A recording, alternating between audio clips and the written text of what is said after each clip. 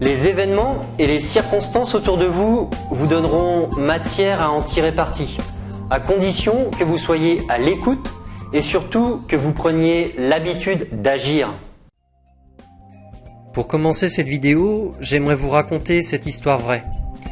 Nous sommes le 24 mars 1975 et Chuck Wepner, un petit boxeur inconnu, réalise l'immense exploit de tenir 15 rounds face au champion du monde en titre des poids lourds, Mohamed Ali. Tenez-vous bien, ce type venu de nulle part a même envoyé le champion une fois au tapis, ce qui constitue une performance assez inimaginable étant donné la différence de palmarès et de notoriété entre les deux boxeurs.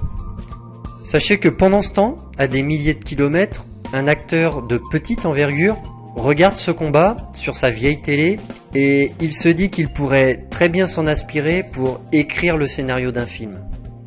Il se met alors immédiatement à l'écrire et 3 jours plus tard, le scénario de ce film est terminé. Alors cet acteur, vous le connaissez, c'est Sylvester Stallone et le film, c'est le succès planétaire Rocky. Alors bien évidemment, Stallone n'a probablement pas été le seul à se dire que cet incroyable combat qui venait d'avoir lieu pourrait faire l'objet d'un bon scénario, mais en revanche, il a été le seul à passer immédiatement à l'action. D'ailleurs, tout ceci me rappelle l'histoire de Jack Canfield.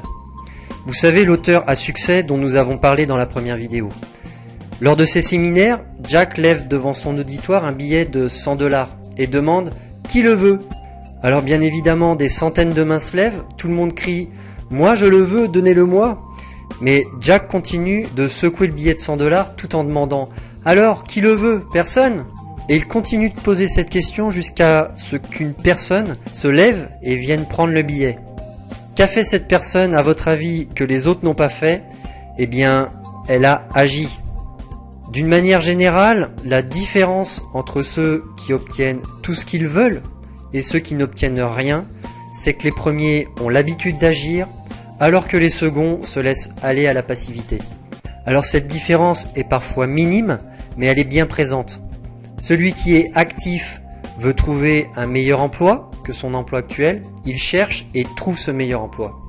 Alors que celui qui est passif, lui aussi veut un meilleur emploi que son emploi actuel, mais il ne fait rien ou très peu.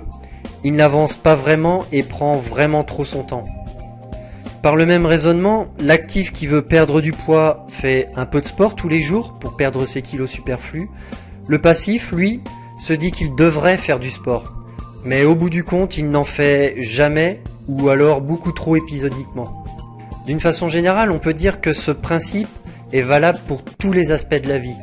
Les vainqueurs sont ceux qui ont pris l'habitude d'agir et les perdants sont ceux qui aimeraient agir mais ne le font pas ou très rarement. Alors à votre avis, quelle est la raison qui peut pousser quelqu'un à ne pas agir? Eh bien, c'est la peur. La peur et toutes ses variantes.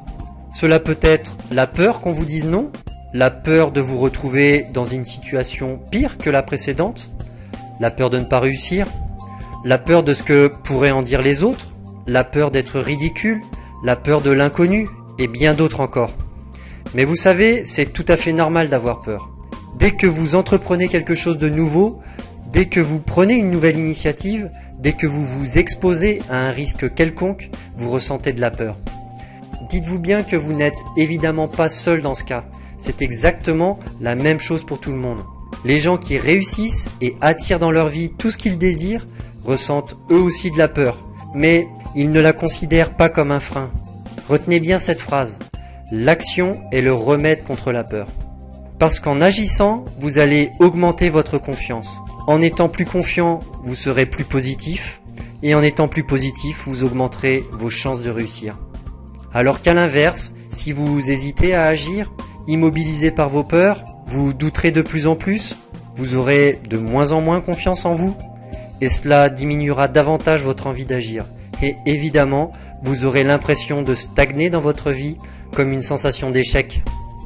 Alors, comme je vous le disais tout à l'heure, l'action est le remède contre la peur. Si vous savez exactement ce que vous voulez, si vous êtes rigoureusement positif, si vous êtes attentif à ce qui se passe autour de vous et que vous arrivez à reconnaître les opportunités quand vous en voyez, eh bien vous attirerez dans votre vie tout ce que vous voulez.